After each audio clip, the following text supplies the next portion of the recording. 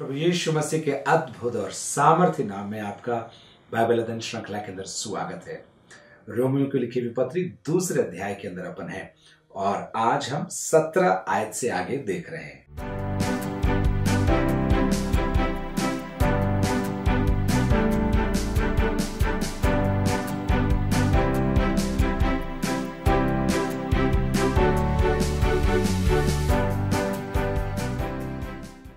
आपके लिए उसको पहले पढ़ता हूं और फिर हम प्रार्थना करेंगे और पवित्र आत्मा की सहायता अपन लेंगे। यदि तू यहूदी कहलाता है और व्यवस्था पर भरोसा रखता है और परमेश्वर के विषय में घमंड करता है और उसकी इच्छा जानता है और व्यवस्था की शिक्षा पाकर उत्तम उत्तम बातों को प्रिय जानता है और अपने पर भरोसा रखता है कि मैं अंधों का अगुआ और अंधकार में पड़े हुओं की ज्योति और बुद्धिहीनों का सिखाने वाला और बालकों का उपदेशक हूं और ज्ञान और सत्य का नमूना जो व्यवस्था में है मुझे मिला है।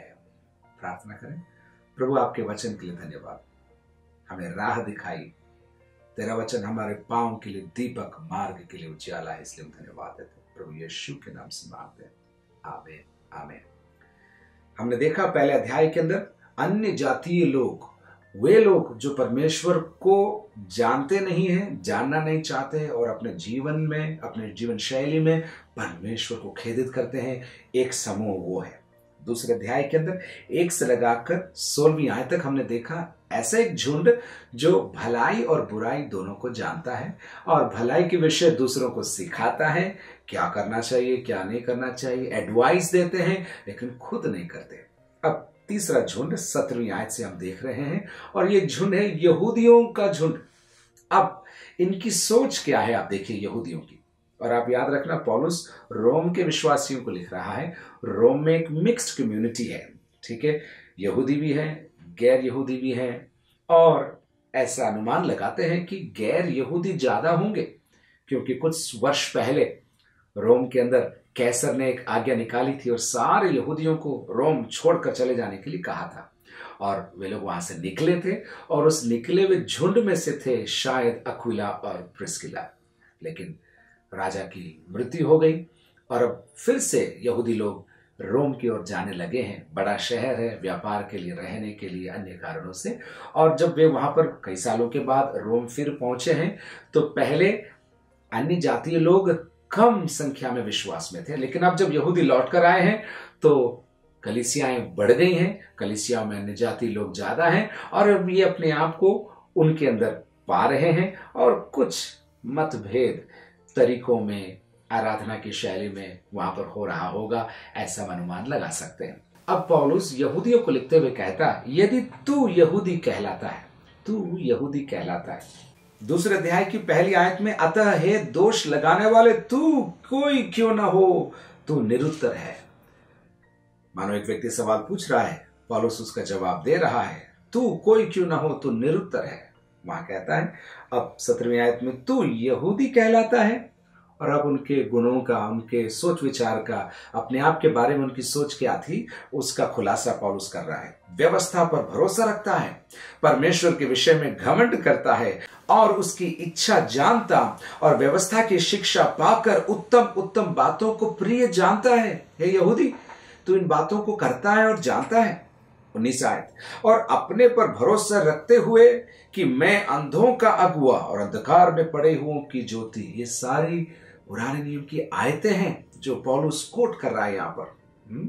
अपने पर भरोसा रखता है कि मैं अंधों का अगुआ, अंधकार में पड़े हुओं की ज्योति। यहूदियों की यह सोच थी कि हम अन्य लोगों के लिए जिन्हें व्यवस्था नहीं मिली है, हम अंधों के अगुए हैं, अंधकार में पड़े हुओं की ज्योति हैं। 20वीं आयत, बुद्धिहीनों के सिखाने वाले हैं और बालकों के उपदेशक हैं। यानी कि हमारे पास शिक्षा है, हमारे पास व्यवस्था है, हमारे पास क्रम है, हमें व्यवस्था दी गई है, हमारे पास सब कुछ है।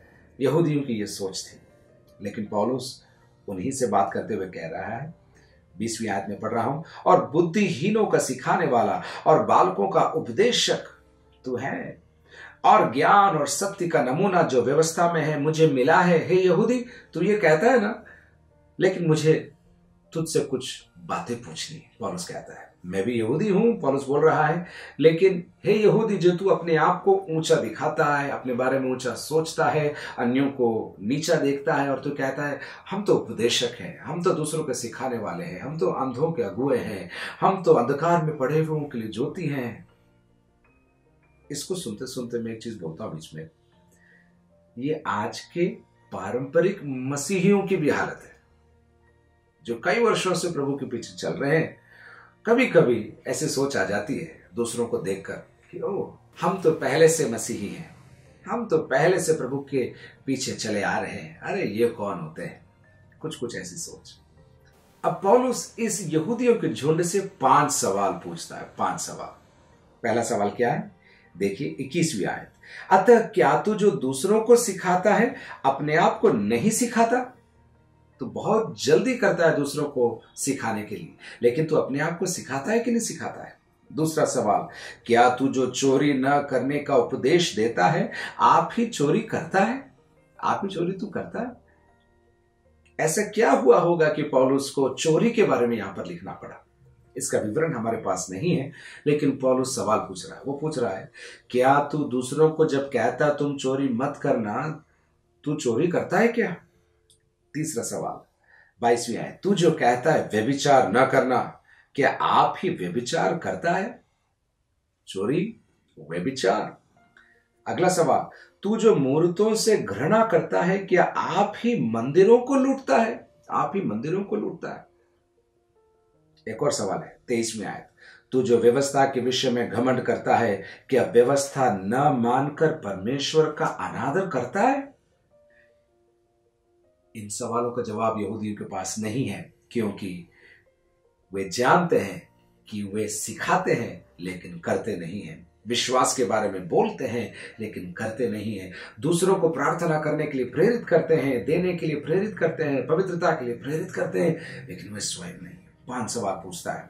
एक बार और मैं आपके लिए दोहरा देता हूं, तू अपने आप को सिखाता है कि नहीं? तू स्वयं चोरी करता है, व्यभिचार करता है, मंदिरों को लूटता है, और उसके पश्चात परमेश्वर की व्यवस्था न मानकर क्या तू उसका अनादर नहीं करता? ये 5 सवाल यहूदियों से पौलुस पूछता है। अब 24वीं आयत अपन देखते हैं, क्योंकि तुम्हारे कारण अन्य जातियों में परमेश्वर के नाम की निंदा की जाती है, जैसा लिखा भी है, जैसा लिखा भी है। यशाया 52 के अंदर 5वीं आयत में लिखा है, तुम्हारे कामों के कारण अन्य जातियों में परमेश्वर के नाम की निंदा की जाती है। यहूदियों से नहीं, मुझे लग रहा है पौलुस मुझसे और आपसे बात कर रहा है। हमारे जीवन आचरण, हमारे उठने बैठने के द्वारा क्या लोग प्रभु के पास आ रहे हैं या क्या लोग प्रभु से दूर जा रहे हैं? हमारा क्रोधित होना, हमारे छिपे हुए काम, हमारे पड़ोसियों के साथ संबंध, ये सारी बातें कई बार जैसा लिखा है, तुम्हारे कारण अन्य जातियों में परमेश्वर के नाम की निंदा की जाती है। पौलुस हालांकि यहूदियों के लिए कह रहा है, लेकिन हम अपने आप को भी उस सूची में डाल सकते हैं। अब 25वीं आयत से आगे अपन पढ़ते हैं, यदि तू व्यवस्था पर चले तो खतने से लाभ तो है। देखिए इनका गर्व क्या था, हमें व्यवस्था मिली है, हम यहूदी हैं, हम खतना करते हैं और बाकी सब अन्य जातीय लोग हैं। वे ऐसे ऐसे जानवरों का भी नाम इस्तेमाल करते थे अन्य जातीय लोगों के लिए, जिसका उपयोग मैं यहां नहीं करना चाहता, लेकिन यहूदियों की सोच के विषय में पौलुस आगे कह रहा है, यदि तू व्यवस्था पर चले तो खतने से लाभ तो है, परंतु यदि तू व्यवस्था को न माने तो तेरा खतना बिन खतना की दशा ठहरा है। तूने खतना किया होगा शारीरिक रूप से, लेकिन अगर तेरा मन प्रभु की ओर नहीं है, प्रभु के पीछे चल नहीं रहा है, तो मानो तेरा खतना कैंसल, तेरा खतना कैंसल, क्योंकि तू बोल तो रहा है लेकिन तू कर नहीं रहा। आज के विश्वासी के लिए बोलूं, बपतिस्मा ले लिया लेकिन प्रभु से दूर है, चर्च आ रहा है लेकिन उसका दिल और कहीं है, क्रिसमस और ईस्टर पर चर्च के दरवाजों को देखने वाले ही नहीं, हर संडे चर्च के दरवाजों को देखने वालों से भी प्रभु का वचन कह रहा है, तुम्हारा ध्यान कहां है, तुम्हारा दिल कहां है? कहीं ऐसा तो नहीं आडंबर है लेकिन जीवन नहीं है, कंकाल है लेकिन जान नहीं है। यदि तू व्यवस्था पर चले तो खतने से लाभ तो है, परंतु यदि तू व्यवस्था को न माने तो तेरा खतना बिन खतने की दशा ठहरा। कितना भी बोल, लेकिन तेरा खतना बिन खतना सा ठहरा। 26, इसलिए यदि, अब सुनना, पौलुस एक बड़ी बात बोलता है जो यहूदियों को पसंद नहीं आएगी, और स्वयं वो यहूदी है। इसलिए यदि खतना रहित मनुष्य व्यवस्था की विधियों को माना करे तो क्या उसकी बिन खतना की दशा खतने के बराबर न गिनी जाएगी? खतना किया हुआ, प्रभु का चुना हुआ, अगर प्रभु के काम न करे तो बिना खतना किया हुआ यदि प्रभु के काम करे तो फिर उसके तुल्य न गिना जाएगा? पौलुस पूछता है। बिल्कुल गिना जाएगा। सवाल का जवाब है 27, और जो मनुष्य शारीरिक रूप से बिन खतना रहा, यदि वो व्यवस्था को पूरा करे तो क्या तुझे जो लेख पाने और खतना किए जाने पर भी व्यवस्था को माना नहीं करता है दोषी न ठहराएगा? तुझे लेख मिला है, यानी कि व्यवस्था मिली है, तुझे प्रभु की ओर से आशीष मिली है, लेकिन तू व्यवस्था को पूरा नहीं करता। और एक है जो व्यवस्था को पूरा करता है और अपने व्यवस्था के पूरा करने के द्वारा तुझे दोषी ठहराता है, तुझे दोषी ठहराता है। बहुत वर्ष पहले एक घटना घटी और मैं आज इस प्रसंग पर याद कर रहा हूं। एक बहन को पवित्र आत्मा का बपतिस्मा मिला और वो भविष्यवाणी करने लगी। विश्वास में नहीं थी वो बहन, और जब भविष्यवाणी करने लगी तो लोगों ने उसकी भविष्यवाणी पर सवाल उठाया और ये पूछा, ये नई नई आई है और ये भविष्यवाणी कैसे कर सकती है? ये झूठी आत्मा होगी। लेकिन प्रार्थना के अंदर हम भाई बहन लोग मिलकर बैठे थे और जो कुछ प्रभु उस बहन को बता रहा था, मैं देख रहा था, सुन रहा था और समझ रहा था कि ये सही बात बोल रही है प्रभु की आत्मा की प्रेरणा के द्वारा। लेकिन जब लोगों का सवाल उठने लगा, ये कौन होती है हमें भविष्यवाणी देने वाली, ये तो कल आई है, तब मेरे दिल में प्रभु ने ये बात डाली, यदि तुम प्रभु की प्रतिज्ञाओं को पाकर भी, वरदानों को पाकर भी उसका प्रयोग नहीं करोगे तो परमेश्वर पत्थरों से भी अपनी स्तुति करवा सकता है, भविष्यवाणी करवा सकता है। कुछ पौलुस यही बात यहां पर हमसे कह रहा है। और जो मनुष्य शारीरिक रूप से बिन खतना रहा, यदि वह व्यवस्था को पूरा करे तो क्या तुझे जो लेख पाने और खतना किए जाने पर भी व्यवस्था को माना नहीं करता है दोषी न ठहराएगा? पौलुस ने यहूदियों से 5 सवाल पूछे हैं और उसका जवाब उनके पास नहीं है। उसके पश्चात उसने उनकी व्यवस्था पर नहीं चलने पर उंगली उठाई है और अपने खतना की हुई दशा पर गर्व करने के मामले में भी पौलुस ने उंगली उठाई। और फिर 28 में वो एक सच्चे यहूदी की परिभाषा देता है। वो कहता है, क्योंकि यहूदी वह नहीं जो प्रगट में यहूदी है, और न वह खतना है जो प्रगट में है और देह में है। क्योंकि यहूदी वह नहीं जो प्रगट में यहूदी है और न वह खतना है जो प्रगट में है और देह में है, तो फिर कौन है? 29 में उसका जवाब है, पर यहूदी वही है जो मन में है और खतना वही है जो हृदय का और आत्मा में है। बहुत खूबसूरत बात। पर यहूदी वही है जो मन में है और खतना वही है जो हृदय का और आत्मा में है। पौलुस की सुसमाचार के बारे में समझ हम यहां पर देख सकते हैं। यहूदियों को परमेश्वर ने आशीष दी। हाँ, अब्राहम के वंशज को प्रभु ने चुना और उन्हें अपनी प्रतिज्ञाएं दी, व्यवस्था दी, उन्हें खतना करवाने के लिए कहा। अब अन्य जाति लोग भी इस महान प्रोग्राम के अंदर, इटर्नल प्रोग्राम के अंदर जोड़े गए हैं, सम्मिलित किए गए हैं। इसलिए पौलुस अब यहूदी की परिभाषा देता है, एक नई परिभाषा देता है और कहता है, पर यहूदी वही है जो मन में है, यानी कि मन में व्यवस्था पाए हुए, मन का खतना करे हुए, व्यवस्था पर चलने वाले, पवित्रता में चलने वाले, आने वाली महिमा की आशा करने वाले, न्याय का दिन का इंतजार करने वाले, ये लोग हैं। पर यहूदी वही हैं जो मन में है और खतना वही है जो हृदय का और आत्मा में है, हृदय का और आत्मा में।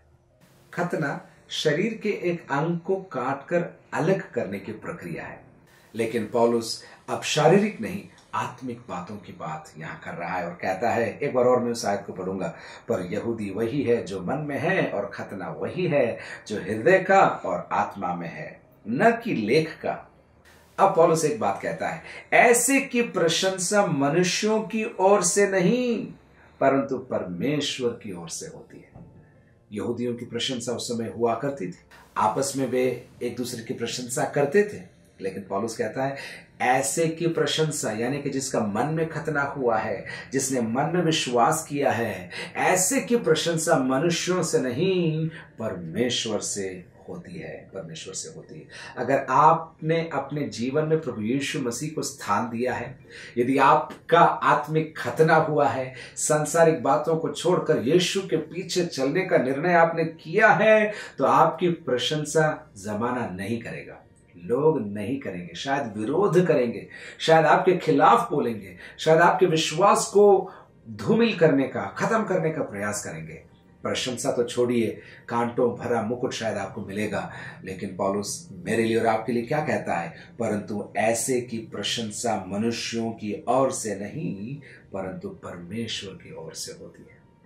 कितनी बड़ी बात पौलुस कह रहा है। हमको मनुष्यों की प्रशंसा मिले या ना मिले, परमेश्वर की ओर से जरूर मिलेगी, यदि हम अंत तक विश्वास योग्य रहेंगे। प्रार्थना करें। परमेश्वर पिता, हम आपका धन्यवाद देते हैं आपके जीवित वचन के लिए।